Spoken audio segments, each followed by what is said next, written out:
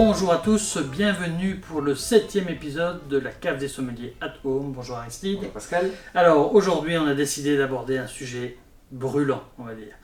Les vins d'été et de barbecue, parce que c'est un vrai sujet. Et oui. Avec les années qu'on vient de faire, on se rend compte qu'il y a de plus en plus de beaux jours et puis qu'il faut profiter et puis s'adapter à cette climatologie un peu surchauffée. Ouais. Donc c'est rien, on a ce qu'il faut pour réagir. Aristide. Voilà, et Pas comme on forcément. est à l'aube de cette belle saison, eh bien, on vous propose une petite introduction avec bien sûr un repas qui commence en général par un verre d'apéritif. Mhm.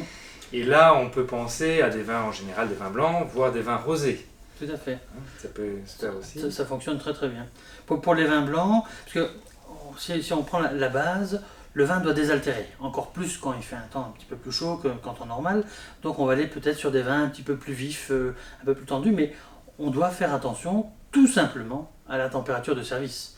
Ça redirige quand même déjà pas mal de vins d'application pour cette période.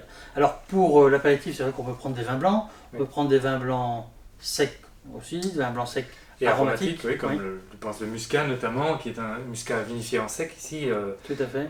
sur l'Espagne, mais il y en a d'autres, hein, mais notamment celui-ci est très réussi au domaine de Muller, avec tout le panel floral, fruité dont on a envie finalement durant les beaux jours, et un côté bien sec, on insiste parce que le muscat c'est plus connu en doux qu'en C'est vrai. sec. Voilà, mais il y a d'autres cépages aussi, notamment le sauvignon, qui aura plus une tonalité sur les agrumes, si on veut tendre vers ces arômes plutôt citronnés, assez frais. Mhm. Ça peut être une belle alternative. On se le dit souvent, hein, le Sauvignon, c'est le cépage de l'été, de début Ouais. de repas. Il y a cette tonicité au niveau aromatique, il y a de l'acidité, ça désaltère. C'est vraiment le compagnon idéal, je trouve, pour l'apéritif au début de repas maintenant. Oui, tout à fait. Et c'est vrai qu'on pense à l'été, on pense au barbecue, mais on pense parfois à une petite entrée ou un apéritif, des tapas ou des choses ainsi. Et donc un poisson peut être travaillé en ceviche, en carpaccio, cru ou légèrement mariné au citron, avec le sauvignon, que ce soit de Loire, que ce soit sur une belle appellation à l'instar de Sancerre, voire Pouilly Fumé, eh bien ça fonctionnera très très bien. Tout à fait. Et si on fait une préparation un petit peu plus crustacé poisson, un peu aigre doux, ou un petit peu marqué sur des touches curry ou autre, ou même curry et menthe, ça fonctionne très bien. Ou même si on fait une mousse de volaille dans cette direction-là, on reprend le muscat, c'est fantastique Oui, aussi. oui, tout à fait. Alors après, on arrive sur un chapitre Aristide, les rosés.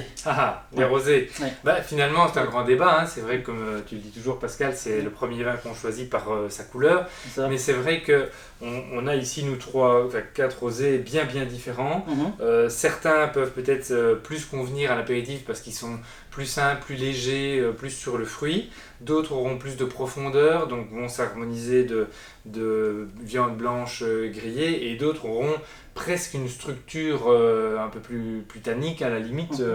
Et donc pour des viandes rouges, on pense à une belle côte à l'os, seront plus adaptées. Donc finalement, le rosé pourrait être apprécié à différents moments du repas et différents types de rosé. Oui, c'est vrai. Et pour les rosés, on va dire que si on choisit en premier le vin par sa couleur, donc c'est toujours assez marrant de voir ça au magasin, il y a aussi dans la dimension de l'accord mets-vins, il y a autre chose qui intervient, plus que pour les autres vins, je dirais, c'est l'accord moment ou soleil vin. Oui, donc tout à fait. on est prêt, même nous en tant que sommelier, à se dire que si on choisit une viande rouge sur un barbecue, idéalement on va plutôt boire, si on vise que l'accord mets-vins, un vin rouge servi frais plutôt qu'un rosé.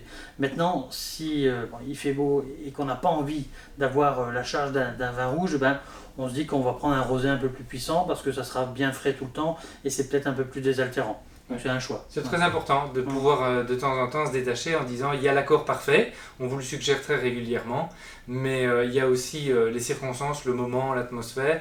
Et donc s'il fait très chaud, si on est sur une fête avec de nombreuses personnes, on peut le refaire à nouveau maintenant. Et donc on va peut-être tout doucement tenir compte plus de l'ambiance et prendre des vins où l'accord sera moins pointu, moins parfait, mais finalement c'est le vin qui conviendra mieux au moment donné et donc c'est important. Et parfois c'est vrai qu'un rosé sera peut-être un peu plus léger que ce qu'il faudrait pour bien faire avec un plat, une grillade en particulier, mais c'est le vin dont on a envie à ce moment-là et qui nous donnera le plus de plaisir, et c'est ça le plus important.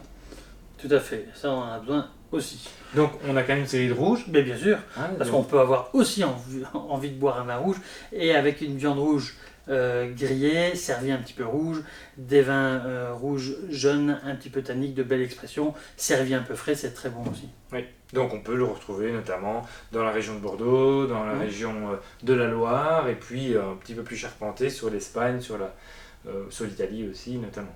Tout à fait. Donc voilà, vous êtes maintenant formés pour affronter les beaux jours avec les vins qu'il faut. On vous souhaite une bonne dégustation. Merci d'avoir suivi cette 7e épisode. Surtout, n'oubliez pas de vous abonner. Donc c'est juste en dessous, ça coûte rien. Et comme ça, vous recevez nos informations en premier dès qu'on fait quelque chose.